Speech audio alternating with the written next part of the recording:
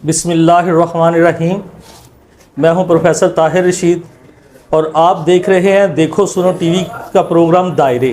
محترم ناظرین، جو جلد ہوتی ہے وہ انسانی شخصیت کی عکاس ہوتی ہے۔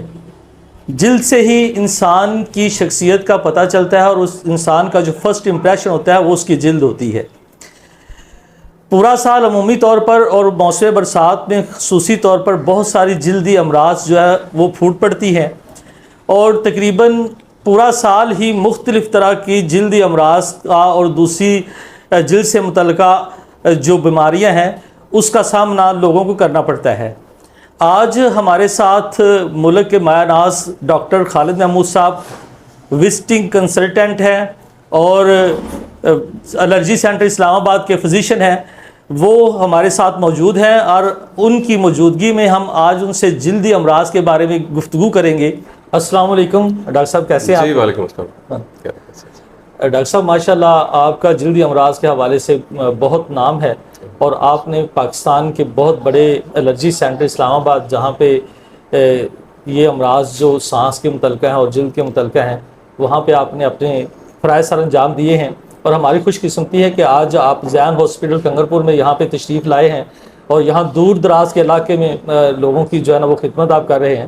ڈاکٹر صاحب ذرا علاقے کے لوگوں کے لیے آپ بتائیں کہ یہ جلدی امراض کی عموماً وجوہات کیا ہوتی ہیں اور ان کا سے بچاؤ کیسے ممکن ہے؟ کہ جلدی امراض جو ہیں یہ most of the time seasonal ہوتی ہیں، جی، اور ہم لوگوں کا علم نہیں ہوتا ہے۔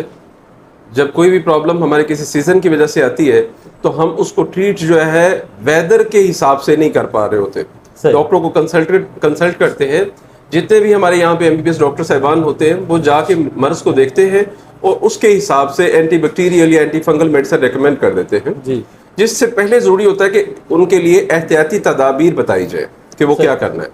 فار ایگزامپل ایک بچہ ہمارے پاس آتا ہے بلوغت کی عمر میں، اسے ایکنی ولگیرس ہو رہا ہے، تو ڈاکٹر جو ہے وہ سب سے پہلا کام یہ کرتا ہے کہ اس کو اینٹی بیکٹیریل میڈیسن ریکمینڈ کر دیتا ہے، جبکہ اس کو سب سے پہلے بتانا چاہیے کہ بیٹا پانی کا انٹیک زیادہ کرو۔ جب وہ پانی کا انٹیک زیادہ کرے گا اور اپنے چہرے کو بار بار دھوئے گا تو ظاہر ہے بیرونی طور پر جو اس بیماری کی کاز بن رہی ہیں بیکٹیریاز وہ کم سے کم آئیں گے، وہ جو آئیں گے تو خود بخود وہ ٹھیک ہوتے جائیں گے۔ پانی کی کمی کی وجہ سے ہماری باڈی میں یہ جو پیتھوجنز ہیں یہ ملٹی پلائی ہوتے چلے جاتے ہیں اور ہم وکٹمائز ہوتے چلے جاتے ہیں۔ اور جب ہم اس کا ٹریٹمنٹ کرتے ہیں ڈائریکٹ اینٹی بایوٹک سے، تو اینٹی بایوٹک کا کام ہے مرض کو دبا دینا، اس کو ٹھیک کرنا، مطلب وہ ایک سیکنڈ سٹیج ہے۔ تو اوائل میں ہی جب ہم اس کو اینٹی بایوٹک ریکمینڈ کر دیتے ہیں تو اس سے کیا ہوتا ہے کہ وہ مریض جو ہے وہ اگر تو اس نے باقاعدگی سے ٹریٹمنٹ کو لے لیا تو اس کو ریلیف ہو گیا، اگر اس نے باقاعدگی سے نہیں لیا تو بیچارہ ہیپچول ہو گیا، اور اس کے ساتھ کیا ہوا کہ اس کی باڈی میں اینٹی باڈیز بھی ڈیولپ ہو گئی۔ دوسرے نمبر پہ ہمارے پاس ویدر میں کیا ہوتا ہے، آج کل جیسے گرمی کا سیزن ہے یا جیسے یہ سیزن چل رہا ہے تو اس میں سویٹنگ زیادہ ہوتی ہے۔ اس زیادہ سویٹنگ کی وجہ سے لوگوں کو ہمیں بتانا ہوتا ہے کہ وہ دوپہر کے وقت جب کام کر رہے ہیں تو اپنے کپڑوں کو تبدیل کرتے رہے تاکہ ویٹ کپڑے جو ہیں ان کی باڈی کے اوپر نہیں رہے۔ اسی طرح اگر انہوں نے بنیان پہنا ہوا ہے یا دوہرے کپڑے پہنے ہوئے تو ان کو نہیں پہنے کام کے دوران، اور اگر کام کے دوران انہوں نے کپڑے ویٹ ہو گئے تو ان کپڑوں کو چینج کر دے۔ دوسرے نمبر پہ بتانا یہ ہوتا ہے کہ وہ رات کے ٹائم نہا کر سوئے تاکہ ان کی باڈی سے وہ پراپر طریقے سے وہ جو سارا دن میں فٹیگ کی حالت میں اور پسینے کی حالت میں جیسی سکن رہی ہے وہ ساری صاف ہو جائے۔ اب اس کے بعد جو کپڑے پہننے وہ ایسے کپڑے پہنے جائیں جو پوری طرح سے سٹیریلائزڈ ہیں، دھلے ہوئے ہیں، پریس ہوئے ہیں اور سوتی کپڑے ہیں۔ اب کم از کم آپ 12 گھنٹے کام کر رہے ہو، 12 گھنٹے ریسٹ چل رہی، ان 12 گھنٹوں میں بھی اگر آپ نے احتیاطی تدابیر کو اڈاپٹ کر لیا تو الٹیمیٹلی آپ کی بیماری جو ہے یا آپ کے جو پیتھوجن جو ہیں وہ اس فارم میں نہیں آئیں گے کہ وہ آپ کو ٹھیک نہیں ہونے۔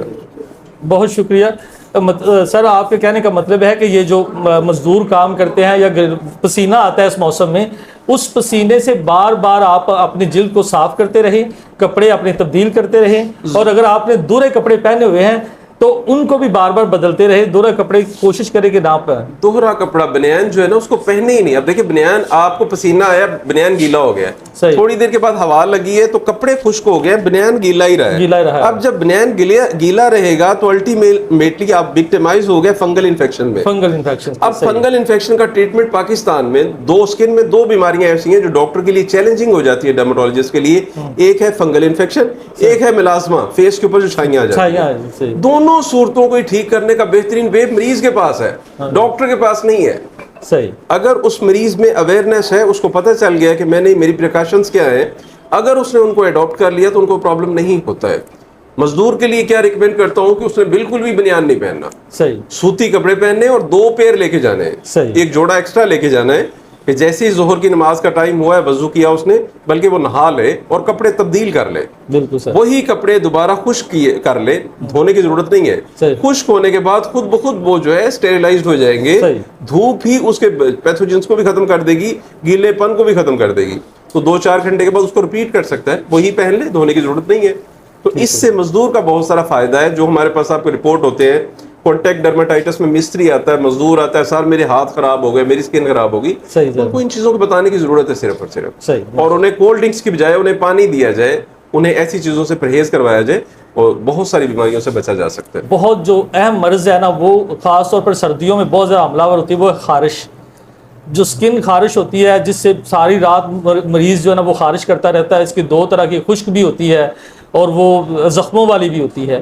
اس کا بہت سارے لوگ علاج کرواتے ہیں لیکن اس کا کوئی مستقل علاج نہیں ہوتا. وہ ایک دم ختم ہو جاتی ہے, پھر دوبارہ ہو جاتی ہے, پھر ختم ہو جاتی ہے, اور پورے کا پورا خاندان وہ بالکل اس کے اندر اس جھگڑا جاتا ہے, اور وہ نہ پراپر طریقے سے سو سکتے ہیں اور نہ ہی, اور وہ کئی سالوں تک اس کا شکار رہتے ہیں. اس کے لیے آپ کیا ریکمینڈ کریں گے؟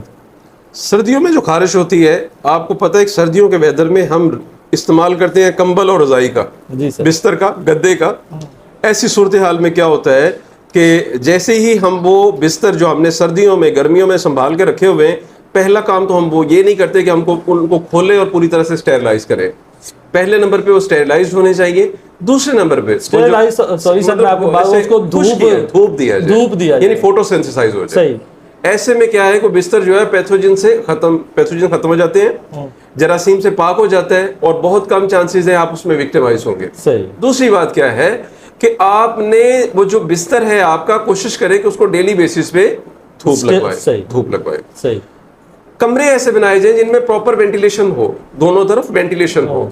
بہت سارے گھروں میں کیا ہوتا ہے وینٹیلیشن کا کنسیپٹ ہی نہیں ہے. روم بنا ہوا ہے, بستر بچھا دیے ہیں, ایون پڑھے لکھے گھروں میں بھی کارپیٹ لگا دیے ہیں, وینٹیلیشن کا نظام نہیں رکھا گیا. بالکل. اور most of the time carpet کے نیچے ایک شیٹ بچھا دی جاتی ہے جو سالوں سال بچھی رہتی ہے. بالکل. اب آپ جتنے مرضی ایجوکیٹڈ ہو, آپ نے جب وہ ویٹ ہو گئی ہے, اس کے اندر پیتھوجن نے ڈیولپمنٹ لے لی ہے, گروتھ ہو گئی ہے, وہ کبھی نہیں جائے گا جب تک ہم ان چیزوں کو ختم نہیں کریں. تو سب سے پہلے اگر میٹنگ کی ہوئی ہے, کارپیٹ کیا ہوا ہے, تو ان کو نکالے, اس کی بالکل ضرورت نہیں ہے. کلین یوز کرے, سیزن کے حساب سے ان کو نکالے اور دھوپ لگوا کے ان کو صاف کرے. بستر جو ہے آپ کے پاس اس کو بالکل ٹھیک ٹھاک رکھیں, اور فیملی میں سب کو بتائیں کہ جو گھر آپ نے بنایا ہے اس میں بے شک آپ بعد میں وینٹیلیشن کے لیے ایگزاسٹ رکھیں, ہر طرف ایگزاسٹ لگائیں تاکہ وینٹیلیشن ہوتی رہے. اگر ہوا کا وہاں پراپر آنا جانا ہوگا تو اس سے بہت سارے فائدے ہو سکتے ہیں. سردیوں میں بہت ساری فیملیز میں کیا ہوتا ہے, یہ تو پیریفریز ہے, یقیناً لوگ جلدی اٹھ جاتے ہوں گے. سٹیز میں کیا ہوتا ہے کہ لوگ اٹھتے لیٹ ہیں. اب ہمارا اللہ کا ایک نظام ہے, اللہ تعالیٰ نے سورج کی روشنی میں ہمارے لیے امیونٹی رکھی ہے, وائٹامن ڈی رکھا ہے سورج کی پہلی کرنوں میں. موسٹ آف دی ٹائم ہم سورج کی پہلی کرنیں انٹیک نہیں کرتے. جب ہمارا امیونٹی کا سسٹم ہی کمزور ہوگا تو ہم وکٹمائز ہوں گے اور ہوتے چلے جائیں گے. یہاں پہ دوسری بات میں میڈیسنس کے حوالے سے کر دوں کہ ہم جب ڈاکٹر کے پاس جاتے ہیں تو ڈاکٹر کسی بات غور و فکر کے بغیر ہی وہ آپ کو سکیبیز لوشن دے دیتے. سکیبیز اور طرح کی ڈیزیز ہے, خارش جو سیزن کے حساب سے ہو رہی وہ اور طرح کی ڈیزیز ہے. تو ایسے میں وہ سکیبیز لوشن لینے سے بھی پرابلم سٹارٹ ہو جاتے ہیں, کیونکہ اسکن بہت سینسٹیو ہوتا ہے, اور اینٹی سکیبیز لوشن جو اس حساب سے میچ نہیں کر پا رہا ہوتا. پھر ڈاکٹر جو ہے میڈیسن ایسی کر دیتے ہیں کہ وہ انجیکٹیبل تھراپی سٹارٹ کروا دیتے ہیں.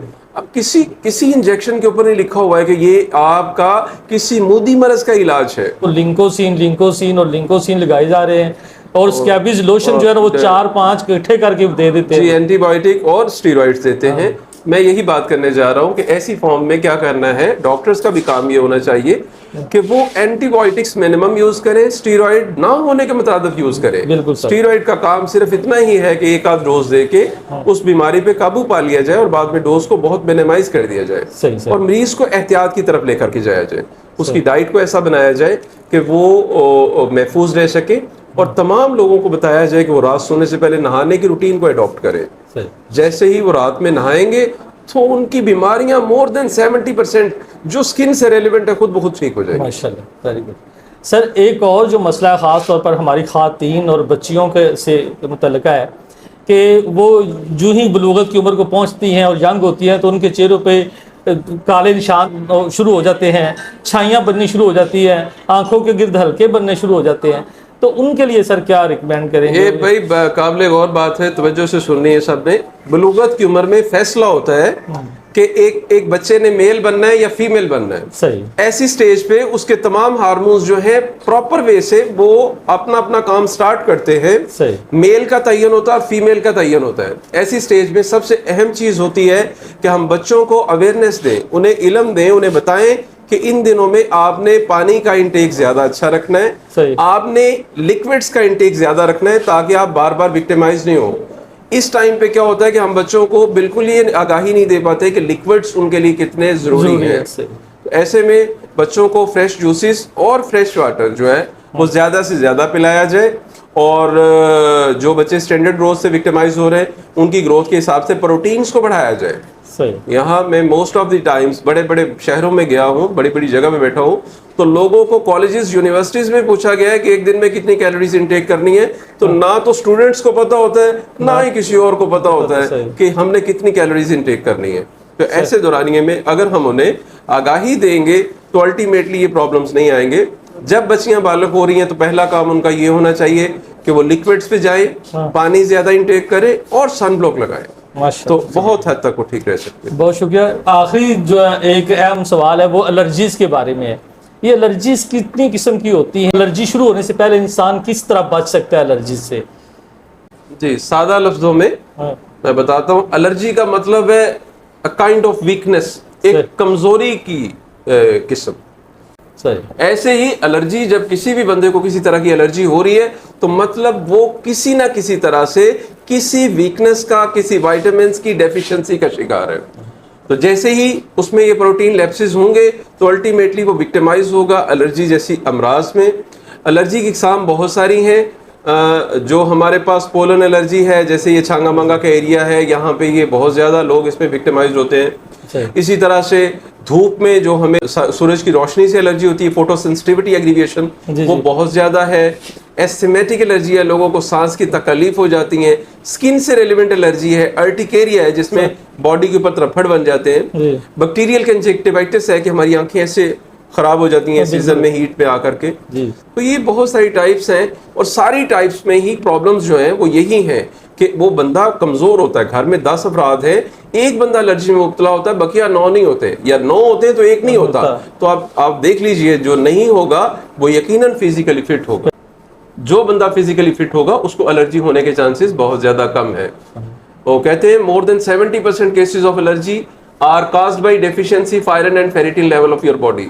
70% سے زیادہ لوگ الرجی میں مبتلا ہوتے ہیں اپنی ہی کمزوریاں, اپنی پروٹین لیپسز کی وجہ سے. اور اس میں ایک اور بات میں بتاتا چلوں کہ 70% سے زیادہ لوگ جو الرجی میں مبتلا ہوتے ہیں وہ ایسے بھی بیچارے ہوتے ہیں جو اپنی پیدائش سے پہلے الرجی میں مبتلا ہو چکے ہوتے ہیں کہ جب ان کا ایک زائگوٹ بنتا ہے تو یا تو سپرم پور ہوتا ہے یا اووم پور ہوتا ہے. جیسے ہی وہ انٹریکشن ہوتی ہے دونوں میں تو وہ ایک پیر اچھا نہیں ہوتا. اس کی مثال میں آپ کو سادہ لفظوں میں اس طرح سے بتاؤں گا کہ آپ دیکھ لیں, آپ تو دیہات پہ رہتے ہیں, آپ کے لیے یہ بہت سیوٹیبل ہے کہ ایک ہی بکری ایک وقت میں 3 میمنے دے دیتی ہے. تو 6 months میں ہم دیکھتے ہیں کہ 2 میمنے بالکل جوان ہو گئے اور ایک بالکل چھوٹا سا پڑا ہوا ہے. ماں بھی وہی ہے, باپ بھی وہی ہے, ڈائٹ بھی وہی ہے.